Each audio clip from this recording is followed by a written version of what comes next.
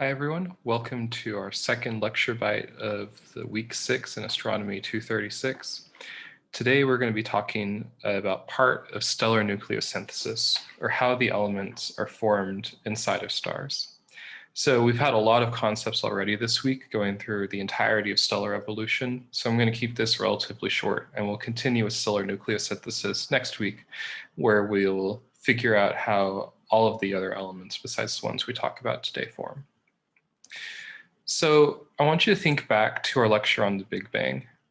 We started out with gas from the Big Bang collapsing down into galaxies and forming the first large-scale structures. And then this gas collapsed down even further onto smaller scales and formed the very first stars after the Big Bang, which then ignited, started fusing hydrogen to helium, and started lighting up the universe. So I want you to think about, before all of this happened, what were these first stars and first galaxies made of? So since we are coming immediately off of the Big Bang, we can look at what was produced in the Big Bang in terms of elements. And we can know that this is exactly what we had on hand to build the first stars. And to put it simply, there was not much there besides hydrogen and a little bit of helium. So the primordial gas that these first galaxies and first stars were formed of was essentially pristine and had no heavier elements other than hydrogen and helium. Here's what a spectrum of one of these first stars might have looked like. This is a simulation, and what they're showing is the amount of flux on the y-axis, and it's this solid line here. It has these bumps and wiggles here, and it has these spectral lines. These lines are entirely hydrogen and helium. There's no other species, no other elements that are making up these spectral lines.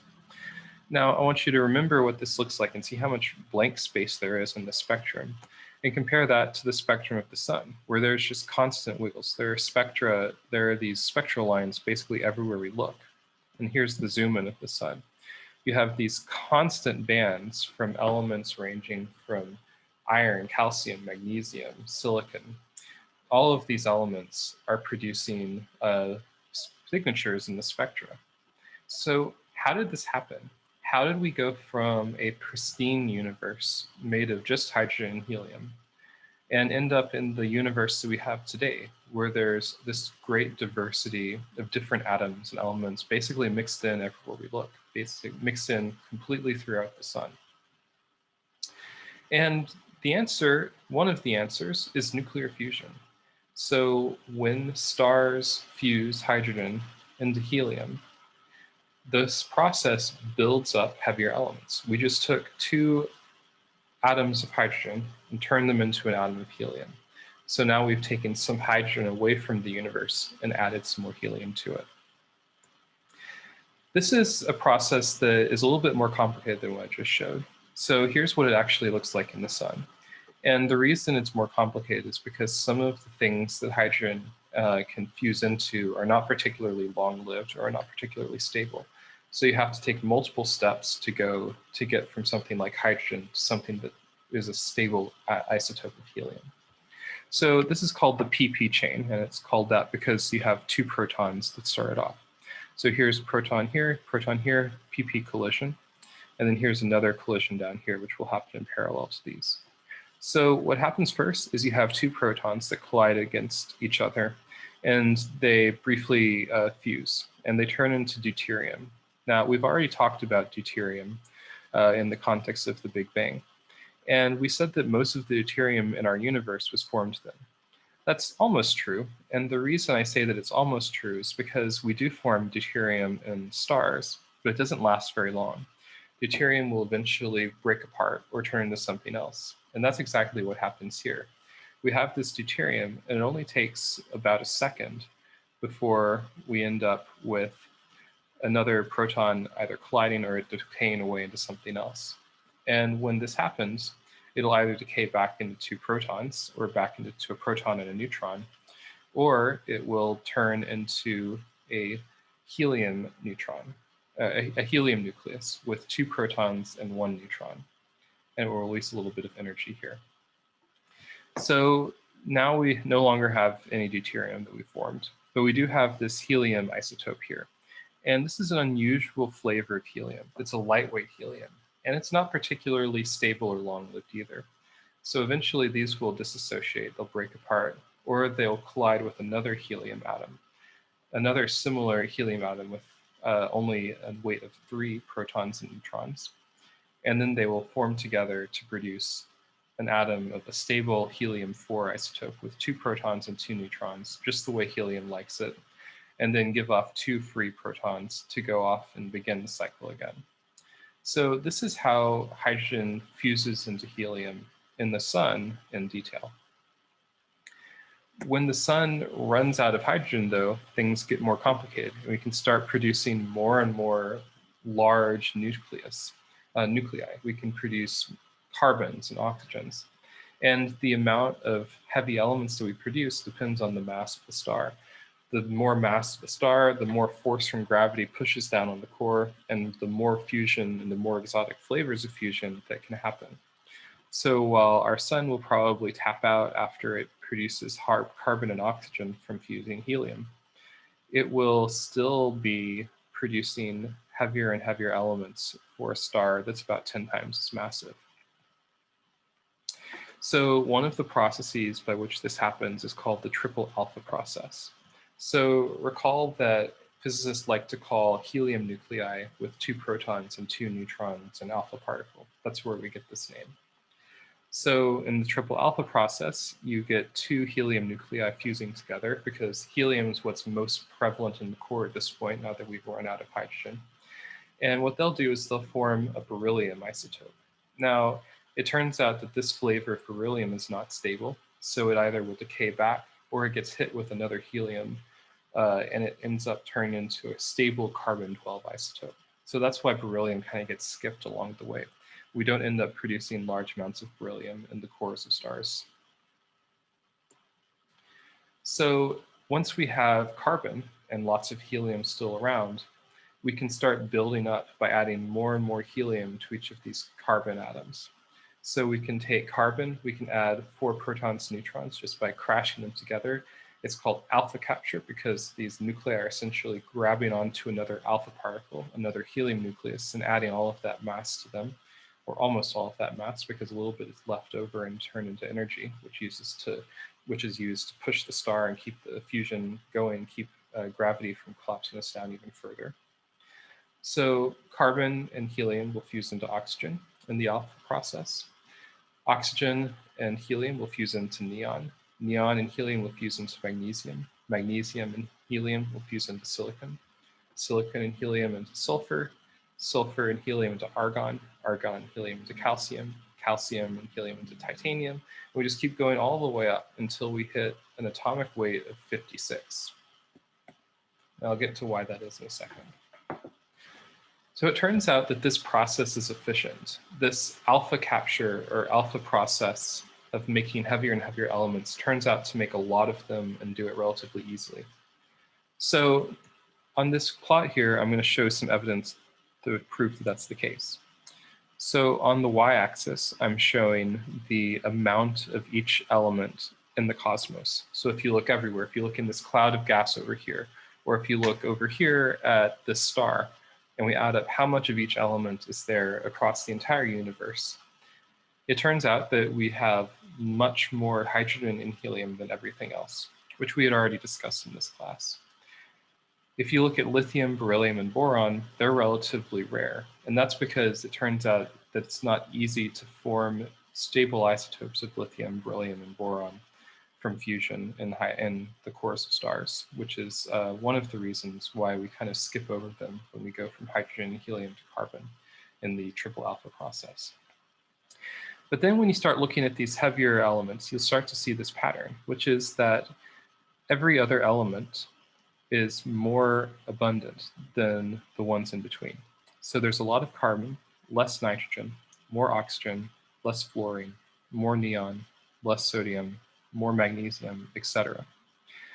And it turns out that the reason this is the case is because these elements are separated by 4 protons and neutrons. So if you take a carbon and you add 2 protons and 2 neutrons to it, you get oxygen. If you do the same thing with oxygen, you get neon. So adding an alpha particle, adding a helium nucleus with 2 protons and 2 neutrons is a really efficient way to build up large amounts of these elements. And it seems to dominate what happens in the centers of stars as they're burning elements after they've left the main sequence. So you may be wondering, why do we stop at 56 protons and neutrons? Why don't we go beyond iron or beyond nickel 56 and start producing even heavier elements with the alpha process? And the answer is, it turns out that 56 protons and neutrons is where fusion no longer becomes energy efficient. So that's what I'm showing in this plot here. So on the y-axis, think of this as how much energy you release when you take one element and convert it into another. So if you wanted to convert hydrogen into helium, you would get a massive jump in energy. So hydrogen to helium is a really efficient way to produce energy and start holding up your star against the force of gravity. Why don't we get lithium? Well, it turns out that you actually need to add energy to helium to turn into lithium or beryllium or boron. And that's why we don't see these elements very often, because they're just not produced efficiently.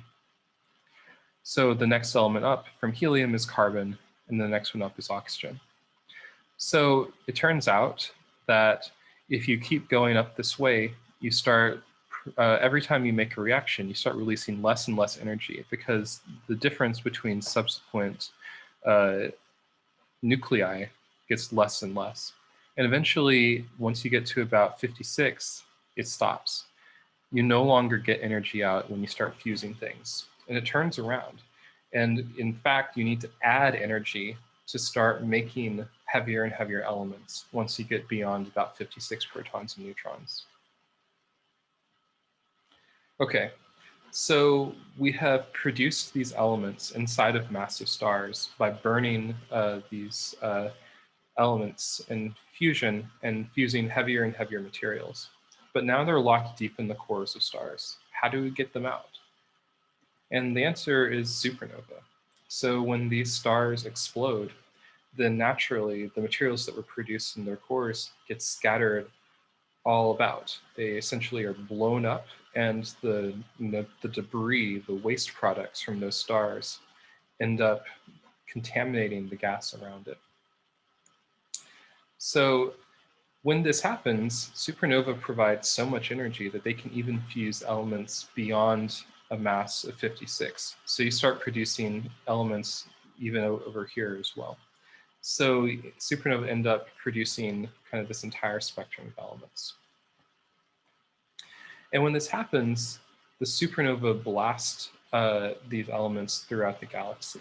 So this is a simulation of a galaxy while supernova are going off. And you can see these blasts over here. So on the left-hand side of the screen, I'm showing the movie with a realistic vision of what it would look like to our telescopes. So the white light are stars. These kind of milky bands are dust. And if you see an area of blue, that means that you have bluer stars, which are hotter stars, which are therefore more massive stars, which are younger stars. So this is actually a way of seeing where new stars are forming. If you see a lot of blue stars in a region, you know that stars must have been forming there relatively recently. Otherwise, we wouldn't see them at all. They would have just evolved off the main sequence and have died already. So when a supernova goes off, you can see these shock waves expanding out into the gas. The right-hand side is showing the gas density. And the shock wave is contaminating all of that gas with these heavy elements. So it's dispersing the magnesium and the carbon and the oxygen throughout the galaxy into the gas. And it's actually setting off a new star formation. When a gas cloud is hit by a supernova shock wave, that can increase the density. It can perturb it just enough to start to collapse and to make it into a star. So a supernova will not only seed heavier elements in the gas, but it will actually jumpstart the process of forming new stars out of it. So the supernova are essentially responsible for taking all of these elements and making them so that every other star will have a little bit of them after they form. So once the supernova goes off, this entire process starts over. It's perturbed by the supernova blasts in some cases, and you get star formation happening all over again. But now this generation of stars has these heavy elements mixed in from the beginning. It has iron mixed in everywhere. It has carbon mixed in everywhere. So these stars are much more like the stars that we see today, and in fact, they're more like our own sun, because we see these heavy elements in the spectra right now, not because they were produced by the star itself, but because they were produced by a previous generation of stars. So I'm going to show this periodic table again and show which of the elements form in this way. They form due to fusion in massive stars and due to fusion as the supernova explodes and then are dispersed by these supernovae. And it's a relatively large chunk of elements, although in terms of mass, it still pales in comparison to the amount of mass that was produced by the Big Bang. Because even though the Big Bang only produced hydrogen, helium, and a little bit of lithium, and a little bit of beryllium, hydrogen and helium make up the bulk of the universe. So in terms of mass, the Big Bang wins. But in terms of diversity, massive stars and supernova are helping us out. And look at all of these important elements that we see today. Oxygen, the oxygen we breathe, was formed in massive stars during supernova through this alpha process.